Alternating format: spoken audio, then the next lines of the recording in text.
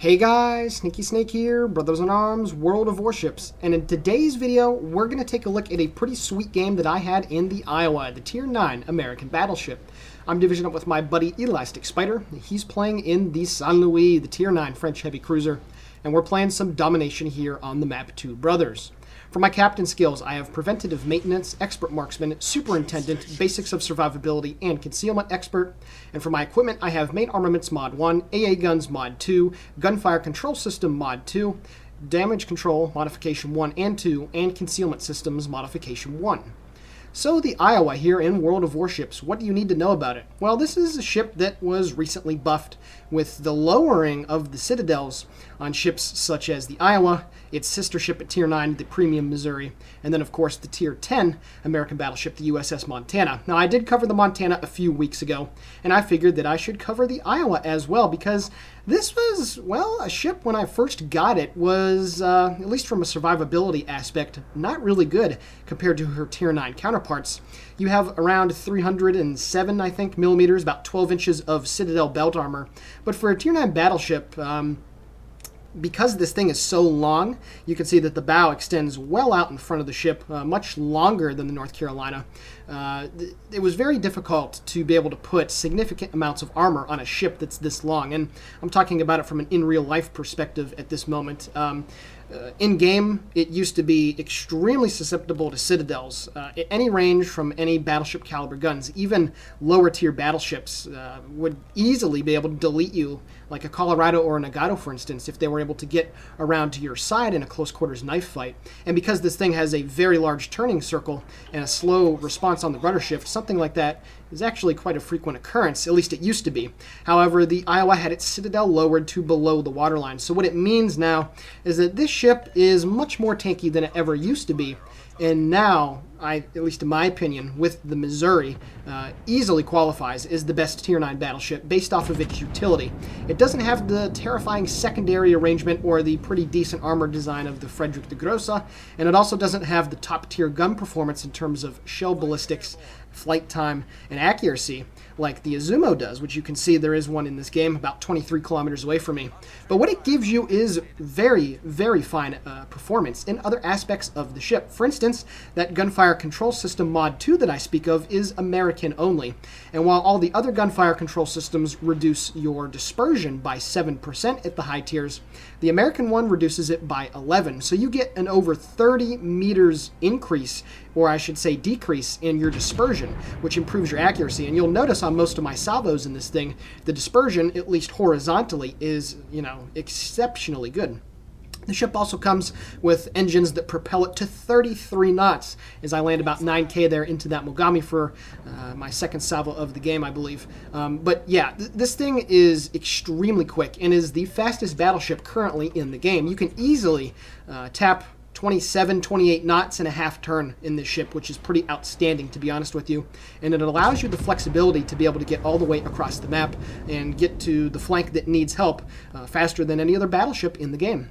And another thing about the ship that is kind of a hidden stat, I don't think the average player thinks about it too much, is its concealment with the full concealment build that I have. 12.2 kilometers on this ship. To put that into perspective, the Tier 10 German heavy cruiser Hindenburg has a full detectability range, when fully equipped for concealment, I should say, at 12.3 kilometers. And ships like the Henri IV and the Moskva, the Tier 10 French and Soviet heavy cruiser, you're actually able to outspot.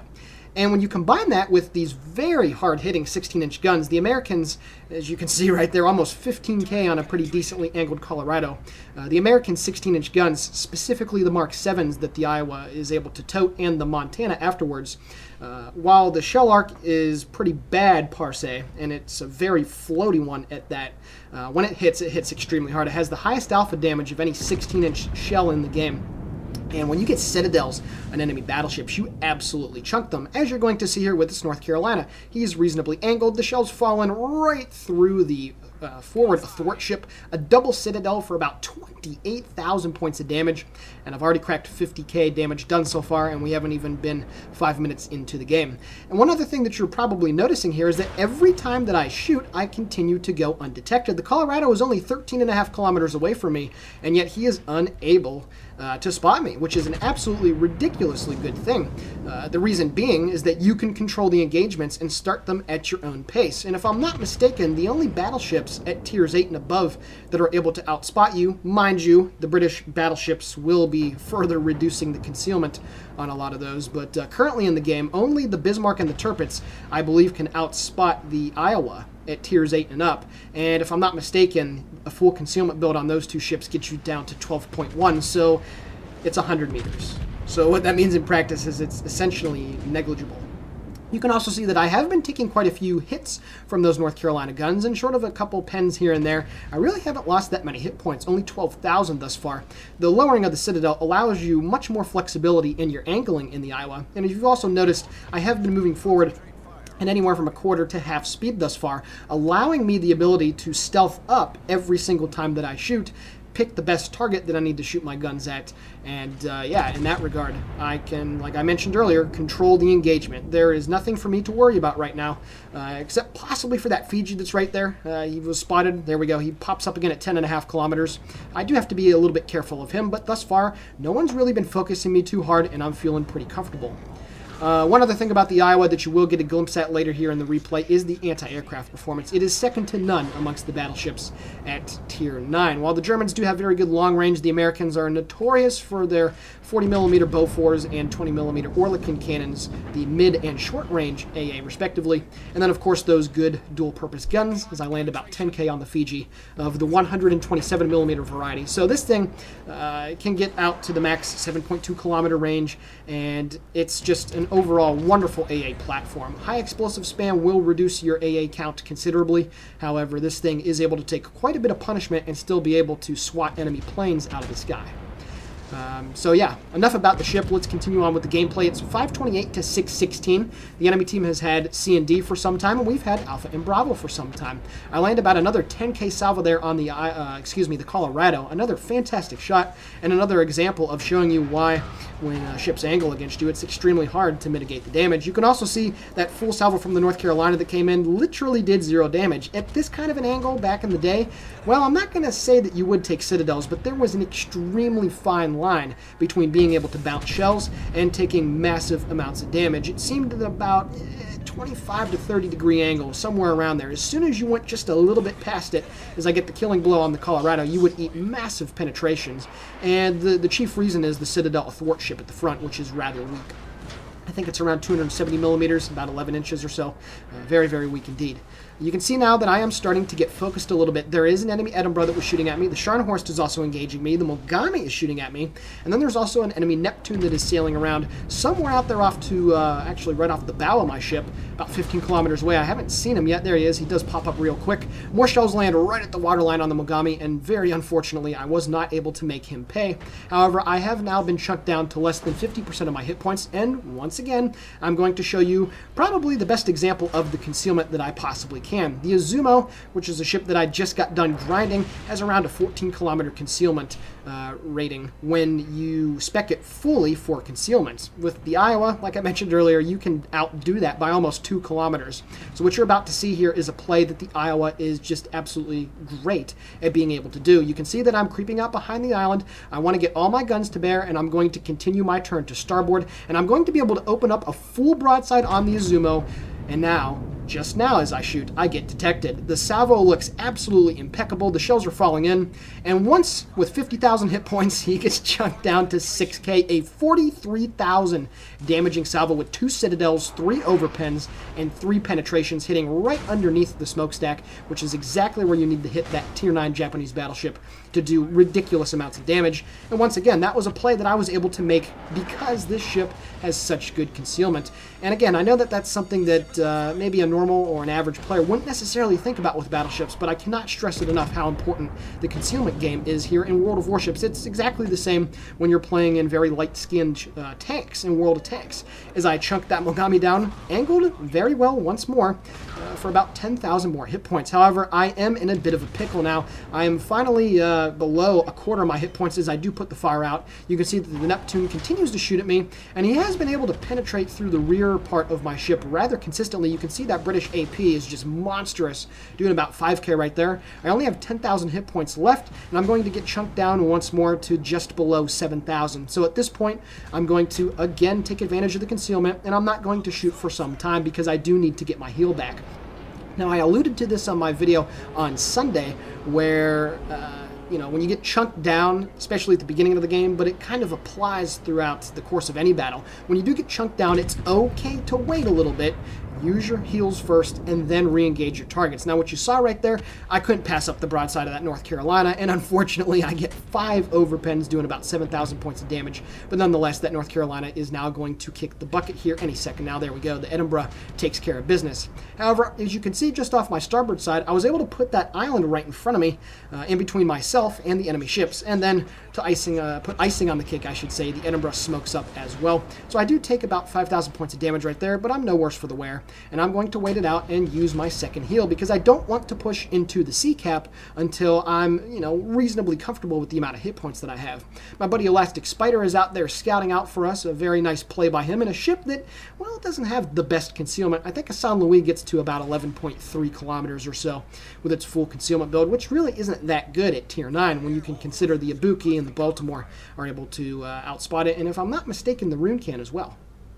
However, while I've been blabbering on about random topics, I'm up to 157,000 points of damage thus far in this game.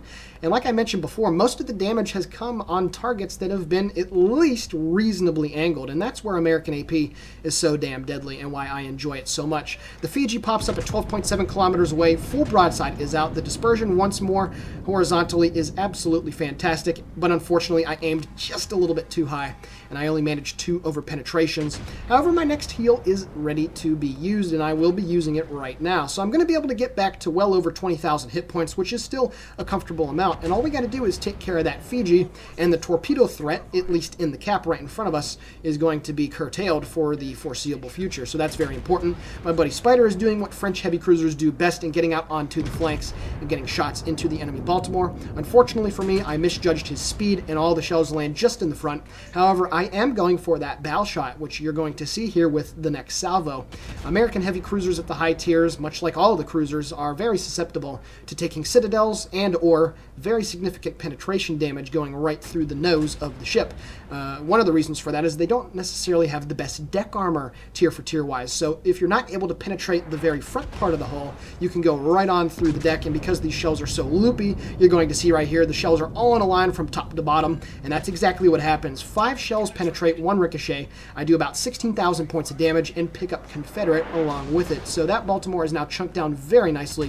You can also see that the friendly Alabama, who is near full health, is starting to move in towards Objective Charlie as well. My buddy Spider is continuing to shoot at that guy as well. So this is why I feel completely comfortable moving in.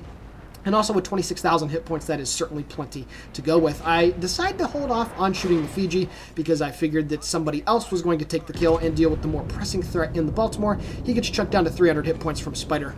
And then the Edinburgh manages to take care of the Fiji. So now the coast is clear and Objective Charlie is ours for the taking. The score is 845 to 812, however, and Objective Bravo is being taken. There is a Belfast, a Libertas, and a Friedrich de Grosso that's up there taking our cap. You can see our Miyoko is valiantly trying to get back to it. So at this point, I got to use my speed to get onto the Charlie cap as quickly as possible. The rear turret goes in on the Mogami just a little bit high, unfortunately. Now I get the front 2 turrets out with their 6 guns. The dispersion once again looks pretty good. You can see that nice cluster of shells falling in on the Mogami, and I take care of that tier 8 Japanese heavy cruiser and pick up my 3rd kill of the game. I'm up to 179,000 points of damage, but unfortunately the Neptune takes care of the Alabama, who absolutely got obliterated in that that short amount of time. You can see the Izumo is only 10.2 kilometers away and about 7,000 hit points. So now I'm going to go for the coup de grace right here. However, unfortunately, I don't aim far enough to the left. I misanticipated his speed moving in reverse, and most of the shells are going to ricochet right off the turret face and the front part of the bow. Actually, I should say that they fail to penetrate. They break. But that's because the Izumo has a fantastic bow regardless. Now, what you're going to see here in the next couple of minutes is the climax of the game. And this one's going to go right down to the wire, folks. So let's see what happens here. I got 4 seconds left on the reload, looking for a shot at the Neptune, 17.4 kilometers away. You see how far ahead I have to aim, and I know for sure that that guy is not even going at full speed. However, I have gotten close enough to my friend in the Friedrich der Grosse to be able to provide him with some AA support. The shells are falling in on the Neptune. Unfortunately, only 1 Citadel, but I still do about 18,000 points of damage and pick up the high caliber. Up to 196,000 points of damage, and now my AA is really starting to put a hurtin' into those enemy torpedo planes and fighters as I managed to shoot down, at this point, 5 of them thus far. And we're able to save the Friedrich der Grosse, and this is where the Neptune makes a massive mistake. He continues a full turn to starboard. Once more, the guns are out. The shells are falling in on the target. Let's follow it in right here. I aimed perfectly. The shells flying into the Citadel. I get a double Citadel, and I kill that Tier 9 British light cruiser, as I get the assisted base capture as well, and I'm up to 211,000 points of damage. Once more, we've been able to make it so that each team has 2 caps, so we're still going to be able to comfortably win this game, unless everybody were to die suddenly right now. And the Lexington was last spotted at J5, J6. However, I know he is here somewhere, but I can also see that the Friedrich der Grosse is coming back towards Objective Delta. Now, I have no reason to engage in a close quarters battle with him, considering that he has double my hit points, and he also has the secondary advantage as well. So I'm going to use my superior speed to run away from this guy, all the while trying to look for some cheeky damage on the Lexington. And you can see he's just off my bow, about 10 kilometers away, taking a squat right behind that island in, well, 4 grid squares, honestly, right at the cross-section of 4 of them. There's 4 minutes and 5 seconds left in the game. You can see here I am now getting my turrets in position, and this is an important skill to master, getting your turrets positioned correctly so that when the engagement does start, you're not caught off guard and have to turn your turrets. And of course, having expert marksman really helps in this regard as well. My buddy Spider manages to kill off the boss who was at Objective Alpha and is now engaging the Belfast. I land a 15k salvo right into that Friedrich der Grosse, and you can see that his secondaries are having a little bit of a hard time trying to hit me because I'm moving so fast away from this guy. And now my AA is going to try to take down the dive bombers and the torpedo planes. I only take 3,500 points of damage from the dive bombers. I switch to the torpedo planes, but Spider finishes off the Belfast.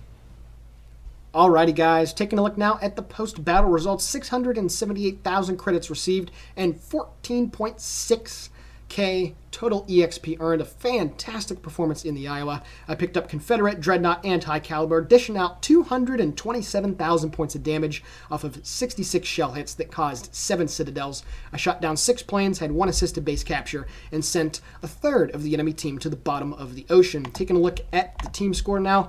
2,742 base EXP, a fantastic performance by myself. And then, of course, my buddy Spider coming in second place with a very solid showing on his own accord at 2,124 base EXP with 3 kills and 7 planes shot down. So we took care of 13 planes and 7 enemy ships. Taking a look at the detailed report now. Once more, 227,000 damage dealt with the main battery and the armor piercing alone. And I was also able to get 3.2 million potential damage tanked. So a very, very nice dreadnought, if I do say so myself. And yeah, that was just a great game in the Iowa. This is a ship that, again, utility-wise, that's the American thing. That's why these ships are the best team play ships in the game, and that's why these are some of the best tier for tier ships in the game, because there's just so much you can do with good concealment, good AA, things that you don't necessarily take into account with a battleship. Yes, I am aware, as long as it has good enough armor and good performing guns, you can do a lot.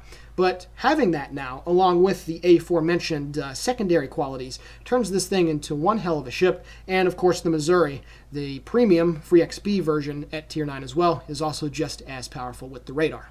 So with that being said, the Sneaky Snake here for Brothers in Arms World of Warships signing off. Please consider giving the video a like, commenting on it, or possibly subscribing to the channel. All of it is very much appreciated. And with that being said, have a great day.